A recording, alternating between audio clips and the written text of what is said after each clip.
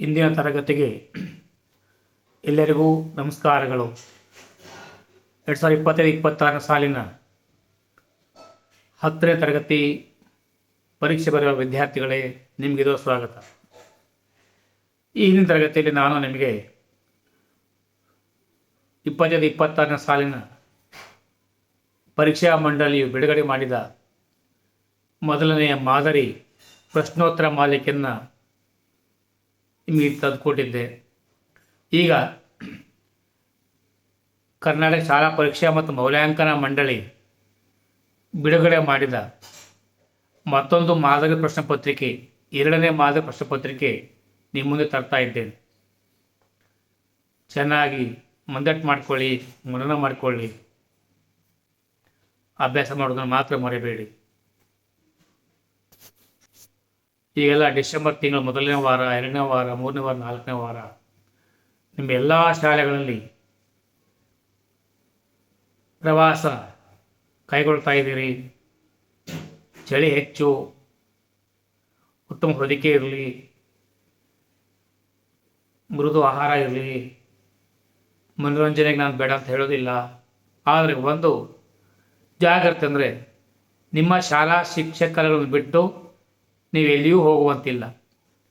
ಅವರೇನು ಗೈಡ್ ಮಾಡಿರ್ತಾರೆ, ಇಲ್ಲೇ ನಿಲ್ಲಬೇಕು, ಇಲ್ಲೇ ಬರಬೇಕು, ಈ ಸ್ಥಳವನ್ನು ನೋಡಬೇಕು, ಈ ಸ್ಥಳದಲ್ಲಿ ನಾವು ಬಿಟ್ಟು ಹೋಗಬೇಕು, ಮತ್ತೊಂದು ಸ್ಥಳಕ್ಕೆ ಹೋಗಬೇಕು, ಈಗೆಲ್ಲ ಗೈಡೆನ್ಸ್ ಇರ್ತದೆ.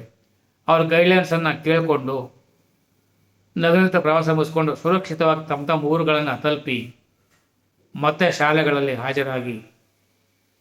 ನಿಮಗಾಗಿ ಪರೀಕ್ಷಾ ದಿನಗಳು ಹತ್ತಿರ ಬರ್ತಾ ಇದ್ದಾವೆ. ಈಗ ನೋಡ್ಕೊಂಡು ಬರುವ 2ನೇ ಮಾದರಿ ಪ್ರಶ್ನೆ ಪತ್ರಿಕೆ, ಇದು ಮೊದಲಿಗೆ 8 ಪ್ರಶ್ನೆ ಇರ್ತದೆ, 1 ಅಂಕದ್ದು MCQ ಅಂತ ಹೇಳಿ.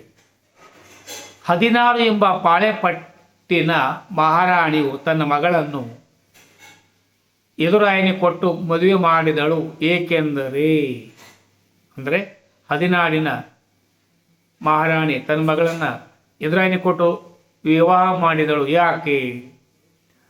ಮಾರನಾಯಕನು ಎದುರಾಯನಿಗೆ ಮಗಳನ್ನು ಕೊಡಬೇಕೆಂದು ಮಹಾರಾಣಿ ಆಜ್ಞೆ ಮಾಡಿದನು. ಎದುರಾಯನು ಸುಂದರನಾಗಿದ್ದನು ಮತ್ತು ಮಹಾರಾಣಿಯ ಮಗಳು ಅವನನ್ನು ಪ್ರೀತಿಸುತ್ತಿದ್ದಳು. ಎದುರಾಯನು ಮಗಳನ್ನು ಕೊಡುವಂತೆ ಮಹಾರಾಣಿಯನ್ನು ಒತ್ತಾಯಿಸಿದನು. ಎದುರಾಯನು ಮಾರನಾಯಕನನ್ನು ಕೊಂದು ಮಹಾರಾಣಿಗೆ ಸಹಾಯ ಮಾಡಿದನು. ಇದರಲ್ಲಿ ಸರಿಯಾದ ಉತ್ತರ ಆಪ್ಷನ್ ಡಿ. ಎದುರಾಯನು ಮಾರನಾಯಕನನ್ನು ಕೊಂದು ಮಹಾರಾಣಿಗೆ ಸಹಾಯ ಮಾಡಿದನು. 2ನೇ ಮಹಾಯುದ್ಧ ಕೊನೆಗೊಂಡ ವರ್ಷ 1945. ವಿಶ್ವಸಂಸ್ಥೆಯ ಮುಖ್ಯ ಕಚೇರಿ ಇರುವುದು ನ್ಯೂಯಾರ್ಕ್ನಲ್ಲಿ. ನರ್ಮದಾ ಬಚಾವೋ ಆಂದೋಲನದ ನೇತೃತ್ವ ವಹಿಸಿದ್ದವರು ಮೇಧಾ ಪಾಟ್ಕರ್. ಪಶ್ಚಿಮ ಬಂಗಾಳದಲ್ಲಿ ಉಂಟಾಗುವ ಪರಿಸರ ಮಳೆಯನ್ನು ಎಂದು ಕರೀತಾರೆ? ಕಾಲ ಬೈಸಾಖಿ. ನವಶಿವ ಬಂದರನ್ನು ನಿರ್ಮಿಸಲು ಕಾರಣ ಮುಂಬೈ ಬಂದರ ಮೇಲಿನ ಒತ್ತಡವನ್ನು ಕಡಿಮೆ ಮಾಡಲಿಕ್ಕೆ. ಆಶ್ರಯ ಯೋಜನೆ, ವಸತಿಹೀನರಿಗೆ ಮನೆಗಳನ್ನು ನಿರ್ಮಿಸಿಕೊಡಲು ಜಾರಿಗೆ ತಂದಿರುವ ಯೋಜನೆ ಆಶ್ರಯ ಯೋಜನೆ. ಭಾರತ ಸರ್ಕಾರ ಜಿಲ್ಲಾ ಕೈಗಾರಿಕಾ ಕೇಂದ್ರಗಳು ಸ್ಥಾಪಿಸಿರುವುದು 1978ರಲ್ಲಿ. ಈಗ ಸೆಟ್ ಕೆಳಗಿನ ಪ್ರಶ್ನೆಗಳಿಗೆ 1 ವಾಕ್ಯ ಉತ್ತರಿಸಿ. 8 ಪ್ರಶ್ನೆ ಇರ್ತದೆ, 1 ವಾಕ್ಯ ಮಾತ್ರ ಉತ್ತರ ಬರೀಬೇಕು. ಸರಿಯಾದ ಉತ್ತರ ಮಾತ್ರ ಇರಬೇಕಿಲ್ಲಿ. ಮಹಲ್ವಾರಿ ಪದ್ಧತಿಯನ್ನು ಜಾರಿಗೆ ತಂದವರು RM ಬರ್ಡ್, ಜೇಮ್ಸ್ ಥಾಮ್ಸನ್. ಹಿಟ್ಲರನನ್ನು ಬೂದು ಅಂಗಿದಳವನ್ನು ಏಕೆ ಸಂಘಟಿಸಿದನು? ಗಲಭೆಗಳಿಂದ ಜನರಲ್ಲಿ ಭಯ ಹುಟ್ಟಿಸಲು ಬೂದು ಅಂಗಿದಳ ಎಂಬ ಕ್ರೌರ್ಯ ಪಡೆ ರಚಿಸಿದನು. ಐರೋಪ್ಯ ಒಕ್ಕೂಟದ ಕೇಂದ್ರ ಕಚೇರಿ ಎಲ್ಲಿದೆ? ಬೆಲ್ಜಿಯಂನ ಬ್ರುಸೆಲ್ಸ್. ಭಾರತ ಸಂವಿಧಾನದ 17ನೇ ವಿಧಿಯ ಮಹತ್ವವೇನು? ಅಸ್ಪೃಶ್ಯತಾ ಆಚರಣೆಯನ್ನು ನಿಷೇಧಿಸುತ್ತದೆ. ಕೈಗಾ ವಿರೋಧಿ ಚಳವಳಿಯನ್ನು ಏಕೆ ಪ್ರಾರಂಭಿಸಲಾಯಿತು?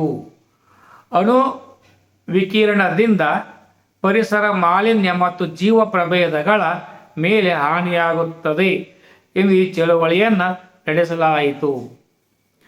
ಬೆಂಗಳೂರನ್ನು ಭಾರತದ ಸಿಲಿಕಾನ್ ಸಿಟಿ ಎಂದು ಕರೆಯುತ್ತಾರೆ, ಏಕೆಂದರೆ ಬೆಂಗಳೂರು ಮಾಹಿತಿ ತಂತ್ರಜ್ಞಾನದ ಮುಖ್ಯ ಕೇಂದ್ರವಾಗಿರುವುದರಿಂದ. ತೆರಿಗೆ ಅಂದರೆ ಏನು? ಪ್ರಜೆಗಳು ಯಾವುದೇ ಪ್ರತಿಫಲಾಪೇಕ್ಷೆ ಇಲ್ಲದೆ ಸರ್ಕಾರಕ್ಕೆ ಕೊಡಬೇಕಾದ ಕಡ್ಡಾಯ ವಂತಿಗೆಯನ್ನೇ ತೆರಿಗೆ ಎಂದು ಕರೆಯುತ್ತೇವೆ.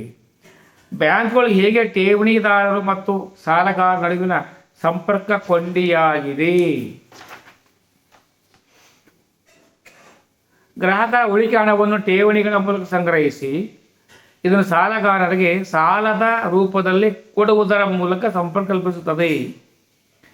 ಪ್ರತಿಯೊಂದು ಪ್ರಶ್ನೆಗೂ 2-4 ವಾಕ್ಯಗಳು ಉತ್ತರಿಸಿ. 8 ಪ್ರಶ್ನೆ ಇರ್ತದೆ, 2 ಅಂಕದ್ದು. ಕೇಂದ್ರ ಲೋಕ ಸೇವಾ ಆಯೋಗದ ಕಾರ್ಯಗಳನ್ನು ವಿವರಿಸಿ, 2 ಅಂಕಕ್ಕೆ. ಕೇಂದ್ರ ಸರ್ಕಾರದ AB ವೃಂದದ ಹುದ್ದೆಗಳಿಗೆ ಸ್ಪರ್ಧಾತ್ಮಕ ಪರೀಕ್ಷೆಗಳನ್ನು ನಡೆಸುವುದು.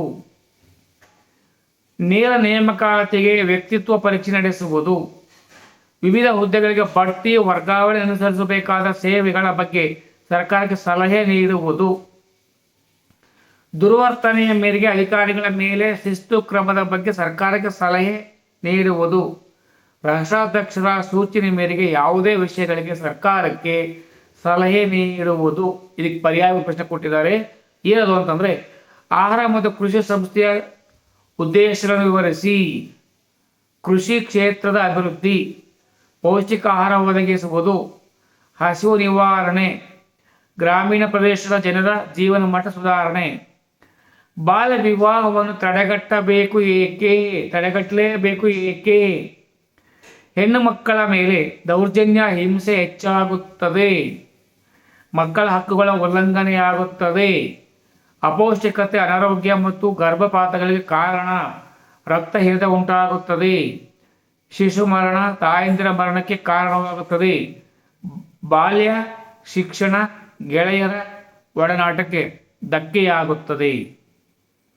ಇದಕ್ಕೊಂದು ಪರ್ಯಾಯ ಪ್ರಶ್ನೆ ಇದೆ. ಅಸ್ಪೃಶ್ಯತೆಯು ಒಂದು ಸಾಮಾಜಿಕ ಪಿಡುಗಾಗಿದೆ ಹೇಗೆ? ಅಸ್ಪೃಶ್ಯರನ್ನು ಸಮಾಜದ ಕಡೆಯ ಹಂತದವರೆಂದು ಪರಿಗಣಿಸಲಾಗಿತ್ತು. ಗಾಂಧೀಜಿಯವರು ಅಸ್ಪೃಶ್ಯತೆ ಹಿಂದೂ ಸಮಾಜಕ್ಕೆ ಹತ್ತಿದ ಕಳಂಕ ಎಂದಿದ್ದರು. ಅಸ್ಪೃಶ್ಯತೆಗೆ ಒಳಗಾದ ಜಾತಿಗಳು ಸಾಮಾಜಿಕ, ಧಾರ್ಮಿಕ, ಶೈಕ್ಷಣಿಕ, ರಾಜಕೀಯ ಅನುಕೂಲ ಮತ್ತು ಅವಕಾಶಗಳನ್ನು ಪಡೆಯುವುದರಿಂದ ವಂಚಿತವಾದವು. ಮಾದರಿ ಪ್ರಶ್ನೆ ಪತ್ರಿಕೆ 1ರಲ್ಲಿ 20ನೇ ಪ್ರಶ್ನೆಯ ಉತ್ತರ ನೋಡ್ಕೊಳ್ಬೇಕು. ನಾನು ನಿನ್ನೆನೆ ಇನ್ನು ಕೊಟ್ಟಿದ್ದೆ, ಅಲ್ಲಿರ್ತದೆ ಉತ್ತರ. ಇದಕ್ಕೆ ಭಾರತದಲ್ಲಿ ಬ್ರಿಟಿಷರು ತಮ್ಮ ಸಾಮ್ರಾಜ್ಯ ವಿಸ್ತರಣೆಗೆ ದತ್ತು ಮಕ್ಕಳಿಗೆ ಹಕ್ಕಿಲ ನೀತಿಯನ್ನು ಒಂದು ಅಸ್ತ್ರವಾಗಿ ಬಳಸಿದರು. ಸಮರ್ಥಿಸಿ. ಯಾವುದೇ ಭಾರತೀಯ ರಾಜನು ಮಕ್ಕಳಿಲ್ಲದೆ ಸತ್ತರೆ ಅವನ ದತ್ತುಪುತ್ರನಿಗೆ ಉತ್ತರಾಧಿಕಾರ ಹಕ್ಕಿರಲಿಲ್ಲ. ಅಂತಹ ರಾಜ್ಯವನ್ನು ಬ್ರಿಟಿಷ್ ಸಾಮ್ರಾಜ್ಯದಲ್ಲಿ ಸೇರಿಸಿಕೊಳ್ಳುತ್ತಿದ್ದರು. ಸತಾರಾ, ಝಾನ್ಸಿ, ಜೈಪುರ, ಸಂಬಲ್ಪುರ, ಉದಯಪುರ, ನಾಗಪುರ ಬ್ರಿಟಿಷರ ವಶವಾದವು. ಈ ರಾಜ್ಯಗಳ ರಾಜರಿಗೆ ಮಕ್ಕಳಿಲ್ಲದಿರುವುದನ್ನು ಮೊದಲೇ ಬ್ರಿಟಿಷರು ಅರಿತಿದ್ದರು. ಡಾಲ್ ಹೌಸಿ ಈ ನೀತಿಯನ್ನು ರಾಜಕೀಯ ಅಸ್ತ್ರವಾಗಿ ಜಾರಿಗೊಳಿಸಿದ. ಸಾರ್ವಕಾಲಿಕ ಕಾಲುವೆ ಮತ್ತು ಪ್ರವಾಹ ಕಾಲುವೆಗಳ ನಡುವಿನ ವ್ಯತ್ಯಾಸಗಳಾವವು? ಪ್ರಶ್ನೆಯಲ್ಲಿ ನೋಡಿ, ವ್ಯತ್ಯಾಸಗಳು ಬರ್ತವೆ, ನೋಡ್ಕೊಳ್ಬೇಕು.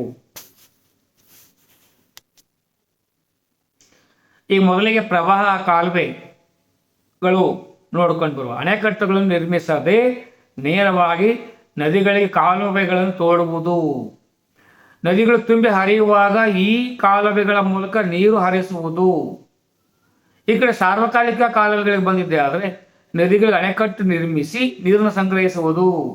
ವರ್ಷ ಪೂರ್ತಿ ಕೃಷಿ ಭೂಮಿಗೆ ನೀರನ್ನು ಒದಗಿಸಲು ತೋಡುವ ಕಾಲುವೆಗಳು.